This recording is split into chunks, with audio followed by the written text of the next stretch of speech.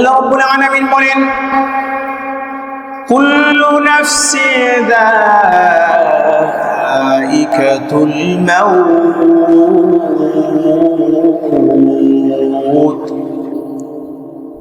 আল্লাহ রাব্বুল আলামিন বলেন, কুল্লু নাফসিন যায়িকাতুল মাউত। পৃথিবীর মধ্যে আমি রব্বুল আলামিন যত সৃষ্টিকুল মাখলুক যা কিছু সৃষ্টি করেছি, সমস্ত মাখলুককেই মৃত্যুর স্বাদ আস্বাদন করতে হবে। সকল মানুষ হোক, জিন হোক, কীট পতঙ্গ, গরু ছাগল, গাছপালা, তরুলতা, ফেরেশতারা যা কিছু আছে, সব কিছুকেই একদিন মৃত্যুর স্বাদ আস্বাদন করতে হবে। আলিমও মারা যায়, গায়রে আলিম মারা যায়, মুফতি সাহেব মারা যায়, হাফেজ সাহেব মারা যায়, পণ্ডিত মারা যায়। পৃথিবীতে সবাইকে একদিন চলে যেতে হবে। তবে এই যাওয়ার ব্যাপারে আসার একটা সিরিয়াল আছে। দাদা আসে আগে, বাবা আসে পরে, নাতি আসে তারও পরে। কিন্তু যাওয়ার ব্যাপারে কোনো সিরিয়াল মেনটেন করা হয় না। বাবার আগে ছেলে চলে যায়, ছেলের আগে নাতি চলে যায়, নাতির আগে দাদা চলে যায়, দাদার আগে পুতি চলে যায়।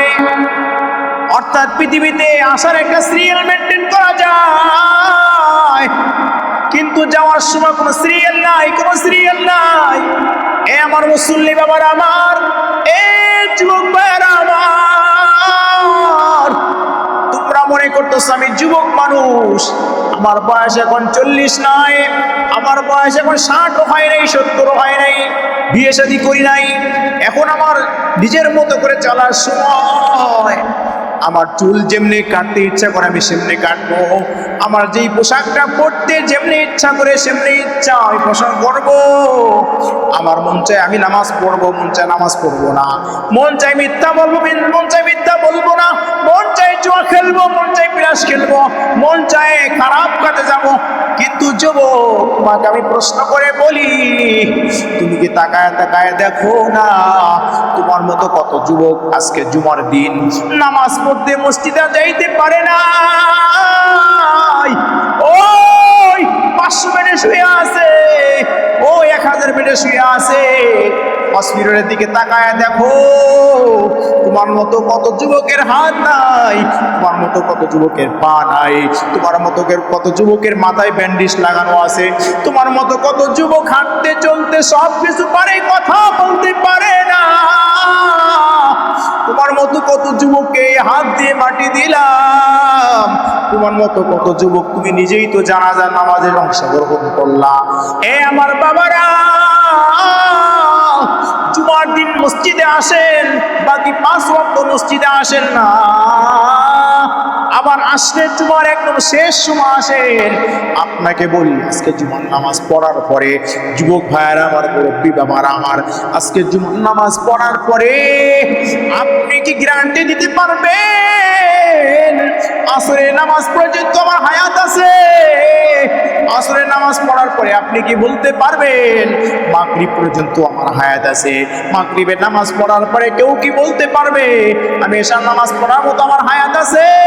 এশার নামাজ পড়িয়ে ঘুমিয়ে যাই, ঘুমের মধ্যে যে আমার মৃত্যু হবে না, এর গ্যারান্টি আমি আপনি কেউ দিতে পারবো না। আল্লাহ রাব্বুল আলামিন বলে, কুল্লু নাফসিন যায়িকাতুল মাউত, মৃত্যুর স্বাদ সবাইকে আস্বাদন করতে হবে।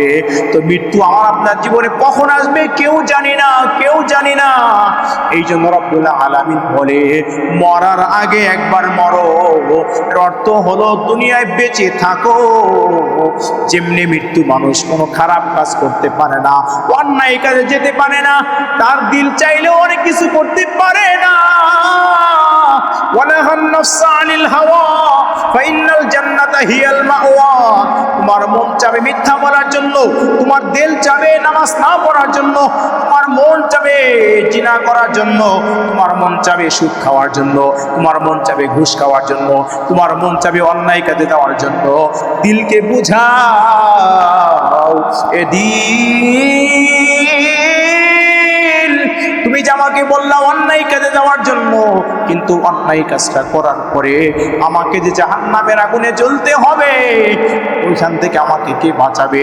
যুবক পায়ে হাত ধরে বলি, যুবক আর নামাজ ছাড়িও না, আর মিথ্যা বলিও না, আর বিপর্যয় চলিও না, আর জিনা করিও না, আর ব্যভিচারী করিও না, ইফটিজিং করিও না, খারাপ কাজের সময় ব্যয় করিও না।